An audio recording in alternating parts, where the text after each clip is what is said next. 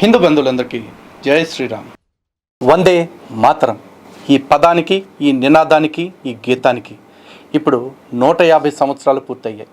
అయితే 150 సంవత్సరాలు పూర్తయిన సందర్భంగా ఒక చారిత్రాత్మకమైన ఘట్టం మొన్న పార్లమెంట్లో జరిగింది.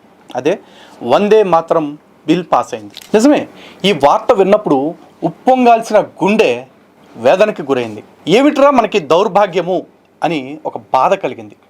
చాలామంది అనుకోవచ్చు, వందే మాత్రం బిల్ పాస్ అయితే ఎందుకు ఈడంత ఏడుస్తున్నాడు అని చెప్పేసి.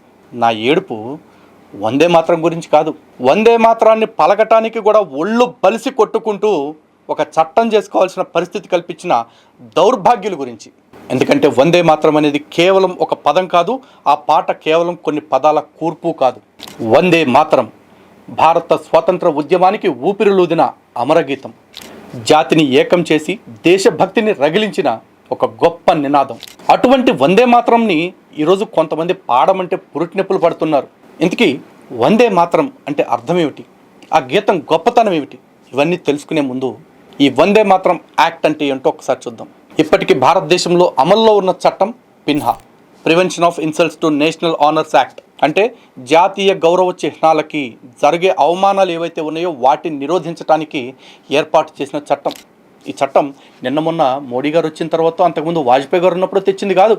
1971లో భారతదేశంలో తీసుకొచ్చారు ఈ చట్టాన్ని. అయితే ఈ చట్ట ప్రకారము భారత జాతీయ పతాకము, భారత రాజ్యాంగము, భారత జాతీయ గీతము అంటే జనగణమన, వీటిని అవమానించటం, వీటిని అవమానించేలాగా ప్రవర్తించటం, లేదా జాతీయ గీతం వస్తున్న సందర్భంలో ఏదైనా చేయకూడని పనులు అంటే నిర్ణయించిన డిసిప్లిన్కి భిన్నంగా ప్రవర్తించినా, లేదా ఆ గీతాన్ని అడ్డుకునేలాగా ఎవరన్నా ప్రయత్నించినా, ఆ జాతీయ గీతం పాడేటప్పుడు ఎవరైనా అమర్యాదగా ప్రవర్తించినా, అంటే కూర్చోవటం కావచ్చు, కాళ్ళు మీద కాళ్ళు వేసుకోవటం కావచ్చు, ఇలాంటివన్నీ కూడా శిక్షార్హమైన నేరాలు. అలా చేసిన వాళ్ళకి 3 సంవత్సరాల జైలు శిక్ష లేదా జరిమానా, లేదా 2 ఏకకాలంలో కూడా శిక్ష విధించే అవకాశం ఉంది. అయితే ఈ పిన్హాలోని సెక్షన్ 3ని సవరణ చేస్తూ ఇప్పుడు జాతీయ గీతంతో పాటు జాతీయ గేయమైన వందే మాతరాన్ని కూడా సమాన హోదా కల్పిస్తూ, జాతీయ గీతానికి సమాన హోదా కల్పిస్తూ చట్టం చేయటం జరిగింది. అసలు ఈ పరిస్థితి ఎందుకు వచ్చింది అనేది ఒక్కసారి ఆలోచించాలి మనం. ప్రతి దేశానికి ఒక అస్తిత్వం ఉంటుంది. ప్రతి దేశానికి కూడా ఆ దేశం యొక్క గౌరవ సూచకాల్ని గౌరవించుకోవటం, అంటే వాళ్ళని వాళ్ళు గౌరవించుకోవటం ఆ దేశ ప్రజల యొక్క బాధ్యత అవుతుంది. నిజానికి వందే మాత్రం 1875లో బంకిం చంద్ర చటర్జీ గారు తన ఆనందమట్ అనే ఒక గ్రంథంలో దాన్ని రాయటం జరిగింది.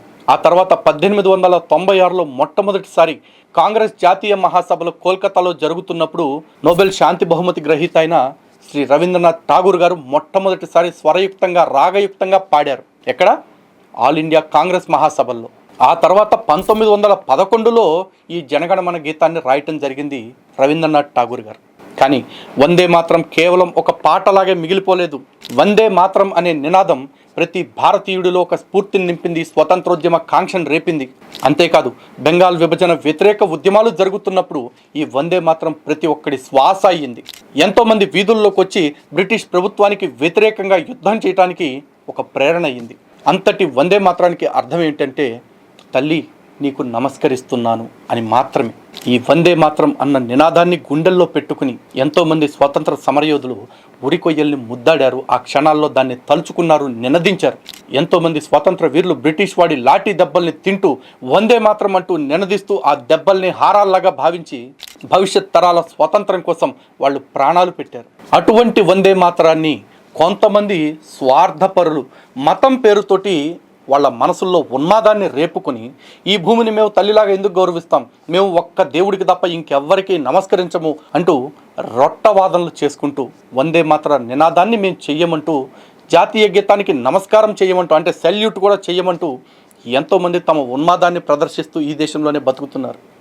నిజానికి పిన్హా అనే చట్టం ఉన్నా జాతీయ జెండాకు సెల్యూట్ చేయకుండా ఒక ఉపరాష్ట్రపతి హమీద్ అన్సారీ అనేవాడు ఈ దేశంలో 5 ఏళ్ళు తన అధికారాన్ని వెలగబెట్టాడు. అలాగే ఇంకా చాలామంది ఆ ముస్లిం మత నాయకులు జాతీయ జెండాకు సెల్యూట్ చేయటానికి, వందే మాత్రం పాడమని చెప్పడానికి ఏమాత్రం భయపడలేదు, కొంచెం కూడా సిగ్గుపడలేదు. అలాగే వందే మాత్రం పాడకూడదు అంటూ, జాతీయ జెండాకి సెల్యూట్ కొట్టకూడదు అంటూ ఫత్వాలు కూడా విడుదల చేశాయి కొన్ని సంస్థలు. కానీ హిందువులు ఈ దేశంలో ఉండే వాళ్ళందరూ ఒక్కసారి ఆలోచించండి.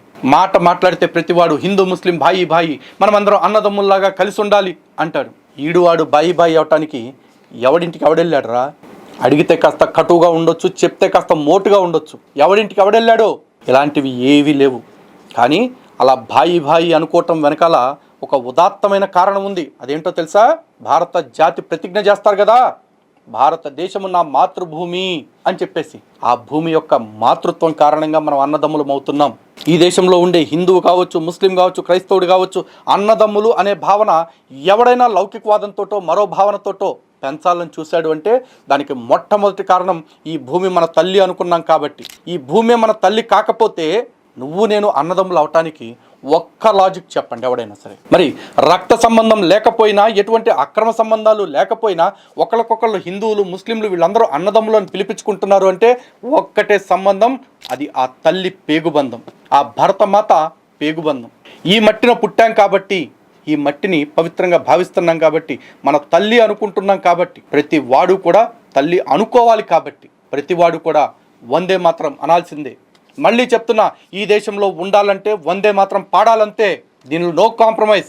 అయినప్పటికీ వీళ్ళ మత విశ్వాసాలని గౌరవిస్తూ 6 చరణాల్లో ఉన్న ఈ వందే మాత్ర గీతాన్ని కేవలం 2 చరణాలకి కుదించి ఇప్పుడు పాడుకుంటున్నాం. మరి ఎందుకు అలా కుదించాల్సి వచ్చిందో తెలుసా?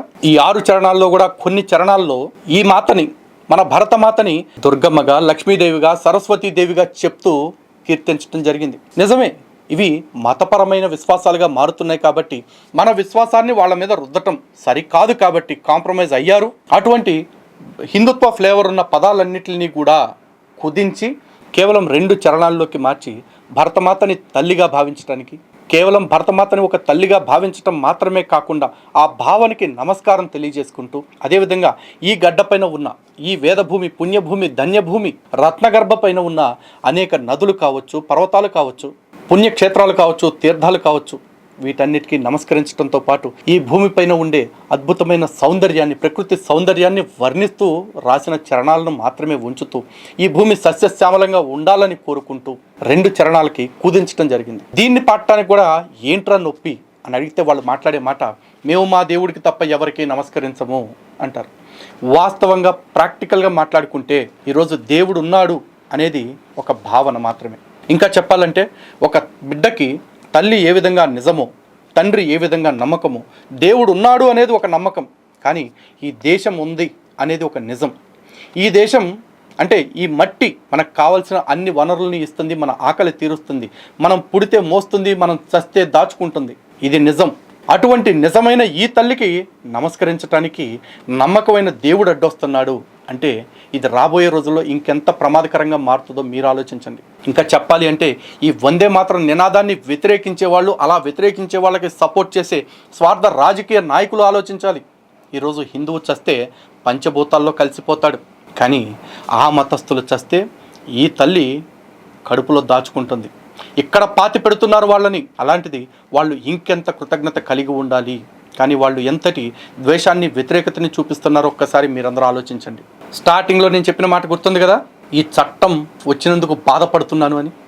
ఈ చట్టం వచ్చినందుకు కాదు నా బాధ, ఈ చట్టం చేసుకోవాల్సిన దౌర్భాగ్యం మనకు కలిగినందుకు నా బాధ. ఎందుకంటే చివరికి పాకిస్తాన్ వాడు కూడా ఈ భూమి బాగుండాలి, మన చరిత్ర బాగుండాలి, మన భవిష్యత్తు బాగుండాలి, మన వర్తమానం బాగుండాలి అని వాడి జాతీయ గీతంలో పాడుకుంటున్నాడు. మరి మనం మన జాతిని గౌరవించుకోవటానికి, మన జాతికి మూలమైన మాతృభావన గౌరవించుకోవటానికి మాయరోగం వచ్చిన జాతుల్ని ఇప్పటికీ బాగు చేసుకోలేకపోతున్నాం. ఇప్పటి నుంచైనా సరే ఆ బాగు చేసుకునే యజ్ఞం మొదలైందని నమ్ముతున్నాను. ఇప్పటికైనా సరే ఈ జాతీయ గేయానికి సరైన గుర్తింపు తీసుకొచ్చినందుకు నరేంద్ర మోడీ గారికి, అమిత్ షా గారికి, ఎన్డీఏ ప్రభుత్వ పెద్దలందరికీ కూడా మనస్ఫూర్తిగా ధన్యవాదాలు తెలియజేసుకుంటున్నా. చిట్ట చివరి వరకు ఒక్కటే నినాదం, ఈ దేశంలో ఉండాలంటే వందే మాత్రం పాడాలంతే. వందే మాతరం.